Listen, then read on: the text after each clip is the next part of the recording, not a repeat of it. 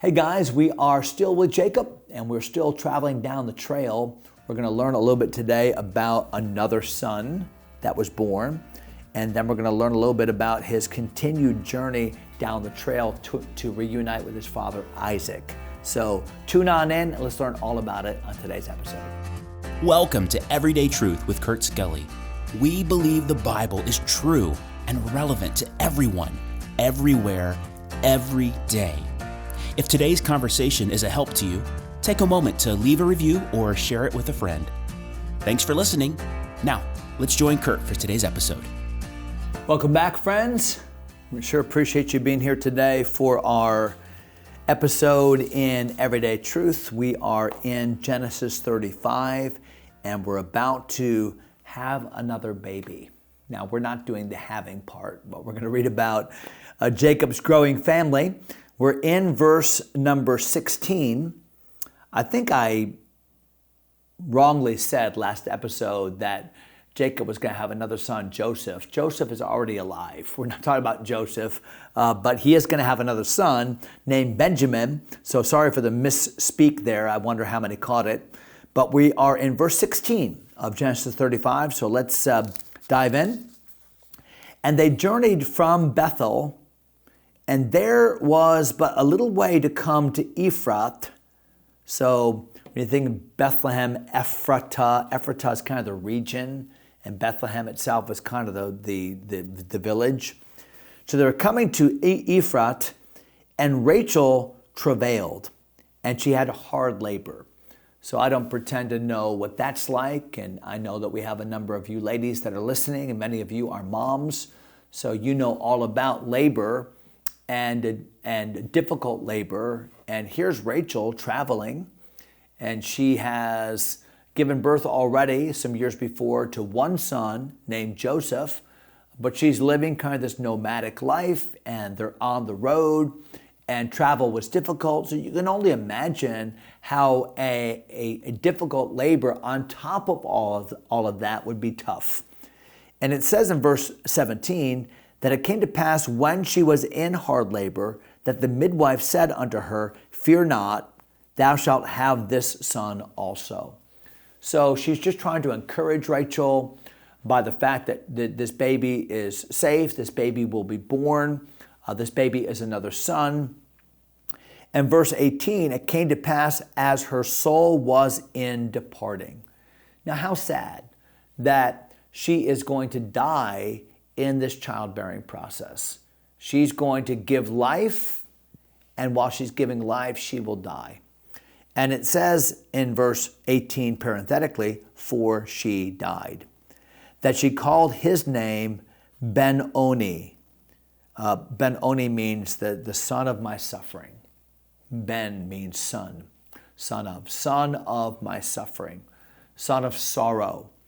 And we're going to read in Scripture, in Luke chapter 2, also the prophecy in Jeremiah, I think it's 31, that Messiah will be born in Bethlehem. And of course, we know that Jesus was the son of suffering, was he not? And it was in his death that we live. So there's some great symbolism even here. But his father called him Benjamin, or Benjamin. And Benjamin means the son of my right hand, the son of power. So how at once can a mom say the son of my sorrow, reflecting weakness and death, and the father can say, no, the son of my right hand, reflecting life and power? Well, I mean, that's the enigma that is Jesus, that he is born in humility and died a death of weakness, and yet he lives in strength and is at the right hand of the Father Most High. And that name Benjamin bears out both of those things, Ben-Oni and Benjamin. Look at verse 19, Rachel died. How sad, especially when you consider that Rachel was that first one whom Jacob met all those years before, 20 some odd years before, maybe 25 years at this point before.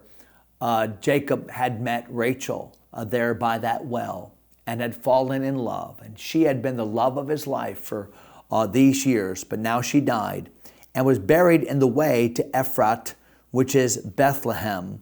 And Jacob set a pillar upon her grave.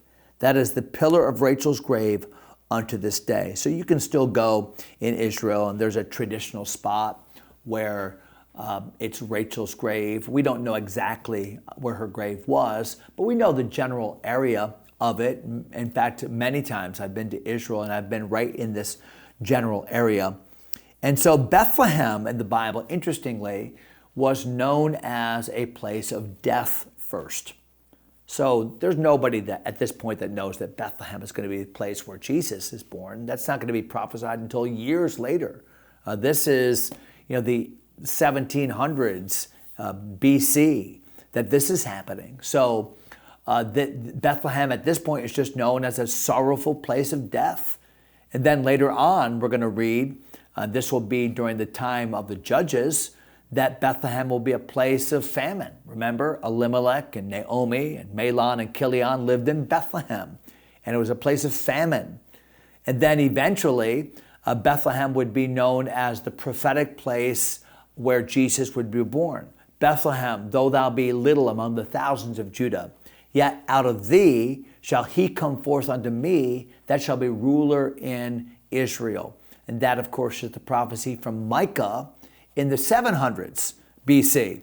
So Bethlehem was known as a place of death, a place of sorrow, a place of famine, a place that was little among the thousands of Judah, and yet Bethlehem became the place where Messiah would be born. So despise not little things, because God can use little, out of the way, insignificant, known for death, known for starvation, known for being small and insignificant in great ways.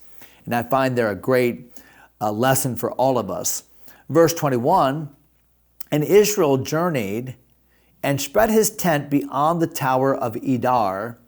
And it came to pass when Israel, notice now how Moses, the author, is subtly changing now.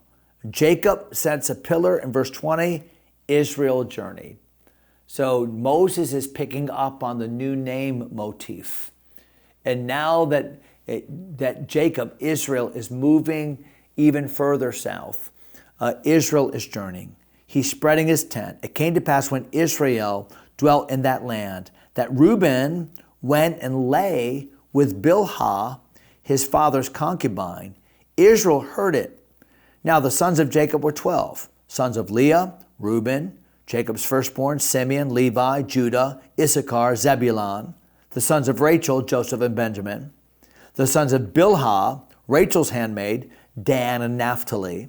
The sons of Zilpah, Leah's handmaid, Gad and Asher. These are the sons of Jacob, which were born to him in Padanaram. And Jacob came unto Isaac his father, unto Mamre, unto the city of Arba, which is Hebron, where Abraham and Isaac sojourned. So we see the naming of Jacob's family, kind of an editorial aside here by Moses. But did you see that little, what's the word I'm looking for? Not unfortunate, it's worse than that, but that tough little section there where it says that Reuben, the oldest son of Israel, of Jacob, went in unto Jacob's handmaid, Bilhah, which was actually Rachel's handmaid, the mother of Jacob's children. And the reason for that was to demonstrate dominance. I'm the older son, I'm in charge, I can take this prerogative. Absalom did the same thing. Remember when David fled the city of Jerusalem in shame, Absalom slept with David's concubines. Really, really sick when you think about it from a modern standpoint. But they were treating women, first of all, in a very low and objectified way. That's sad. But secondly, they were just trying to exercise their dominance, like I'm chief. But what Reuben thought was a power play for good that would help him actually is what caused him to lose the birthright. And Jacob references this way later in Genesis chapter 49, when they're in Egypt and he's pronouncing his blessing or his statement about each one of his children. And he says about Reuben some really good things, but then he says, but Reuben, you were unstable as water, and you went in unto my concubine, and that was a disqualifying act. And so, wow, we have to be careful to do God's will in God's way. And here is Reuben trying to get status, trying to get something, but through wrong means. And he's ultimately judged for that. Look at verse number 28. The days of Isaac were 180 years. So he lived a good long life, older than his dad when he died. And Isaac gave up the ghost and died and was gathered unto his people, being old and full of days, and his sons Esau and Jacob buried him. Now, Genesis doesn't always follow a very strict chronology. It's generally chronological, but it seems as if in this passage, it's like Jacob gets there and Isaac dies. And that's true, but there are some years that elapse in that process. So if you study the chronology of Isaac's life, Jacob's life, and Joseph's life, and kind of collate it together, what you're going to find is that Jacob actually arrives home, sees his father Isaac. There's no mention of Rebekah. So Rebekah probably has died. Jacob never sees her again. But Isaac lives another 15, maybe even 20 years after Jacob returns. So there is an overlap time where dad and son can be reunited and even restored in their relationship. So we'll end there at the end of chapter 35. I know today we did a couple different things in the story, so it's not as unified as usual, but it's the way the Bible was written. So we'll stop there. We'll jump into a brand new chapter next episode, chapter 36. Until then, hope you have a great day in the Lord. God bless you, my friends.